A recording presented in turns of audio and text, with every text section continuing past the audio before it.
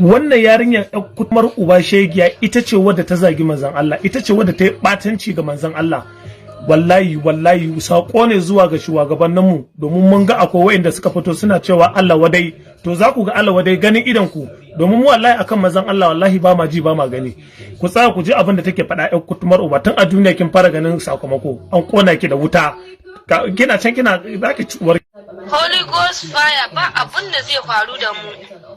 Dole ne wasu abubuwan da ya kamata ku tura muna, ba wai an yi group din ga dun ture abubuwan banza bane fa. An yi do pass you, in akwai test, in an bada assignment a tura, ba wai abubuwan banzan ga za ku tura muna ba, manzon Allah din me an buron ba. Kake ci kutuma dan gutsun uwarki mai manzon Allah ya miki yake zagin shi. Wanda ya tura da abin a group shi zaki je ki zaga ba manzon Allah ba, dan uwarki shegiya me maki manzon Allah, daman shine a ranku, shine a ranki, shine ya tsaya maki a rai. Amma duk wanda zai kalli fuskar mai zagi manzon Allah wallahi sai mun aikata shi, wallahi sai mun aika shi lahira. Na san da dama mutane za su ce cizo abin da kai bai dace ba, kutumar ubanka kai da zaka faɗan cewa ni abin da na faɗa bai dace ba, dan bora ubanka. Wawiya jahila bokon banza bokon kofi, yanzu kina lahira kina wutar jahannama, wallahi kina wuta ko kafa da hankali. Mu fa akan manzo Allah fa ba mu da hankali, ba ma ji ba ma gani fa, wallahi ba ma ji, domin ya mana gatan da wanda ba uban da ya isa ya mashi duk duniyar nan. Yawwa annabi Nuhu haka ya roki Allah mutanansa saboda saban Allah da suke yi, Allah ya halakar da su, Allah ya wulakantar da su.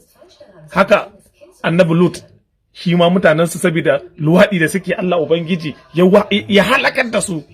Sannan sai mu a wannan zamanin muna yin komai manzo Allah ya ce a kyale mu, sannan wani wawa ko wata wawuya ko wani mai warin baki da wani busheshen ikon ku ce wai wallahi duk wanda ba zai so manzon Allah ba, ko duk wanda za a hada baki da shi a ringa batanci ga manzon Allah, to wallahi ba mu ba shi ba wani karar da zamu mai.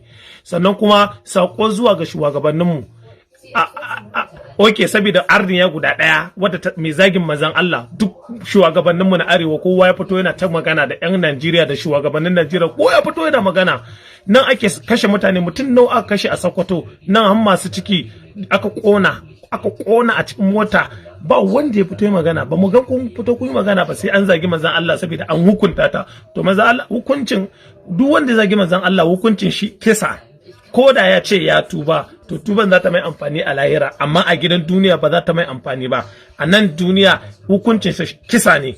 Akwai malaman da suka ce kisa sai dai ba za ka ɗauki hukunci da hannunka ba, alƙalai za su yanke hukunci. Mu ba wani hukuncin da ake yankewa. Hukunci za mu ɗauka ga hannunmu, alƙalin ma idan ya ba daidai ba shi ma hukunta shi za mu, idan ya zagi manzon Allah wallahi. So sako ne zuwa gare ku, akwai su turji suna nan suna kashe mutane a Sokoto, me yasa ba ɗauki hukunci ba? Ko su wanda ake kashewa ba mutane bane ba rai bane ba. Watan ran musulmi shine a banza a wofi, ran kafiri kuma shine yake da amfani a Najeriya. Abin da ake so a nuna mana kenan. To kai dan arewa ya kamata ka ankare. Yawwa akwai su turji, akwai su gasunan masu kashe mutane a Najeriya da yawa, ba ji an ɗauki hukunci a kansu ba, wai saboda wasu sun je sun kama sun kashe. To wallahi ya kamata dan arewa ka sani, kan wani yazo yana yaudara kai yana ma mana magana wa al'ada wani waye. Addinin musulunci ba mu da wallahi duk duniya inda za a taba manzo Allah wallahi sai mun taba mutum ko waye shi. Yawwa saboda manzo Allah ya mana gata, da ba dan shi ba da yanzu muna can, da yanzu an batar da mu da tun yaushe. Manzo Allah shi ya roƙon mana yace duk abin da muka yi a ban mu. Annabawa nawa ne suka roki Allah aka halakar da mutanen su, me mu ba ma yi a wannan zamanin? Manzo Allah ma saboda san mu da yake da kaunan mu da yake yi, ba abin da ba ma yi. Duka wayanda aka halaka da su a can wancan baya, duka mu a wannan zamanin duka mun hada mana yi, duka laifin da muna yi, amma har yanzu ba a hukunta mu ba. Sai wani wawa, wani katan banza ya sa malamalin da wani wula ko wani ya fito yana wani surutu. Allah wadai, za ku ga Allah wadai, wallahi ba za ku san cewa kuna kuskure ba, sai kuma ku kwatanta zagin annabi Muhammadu gani.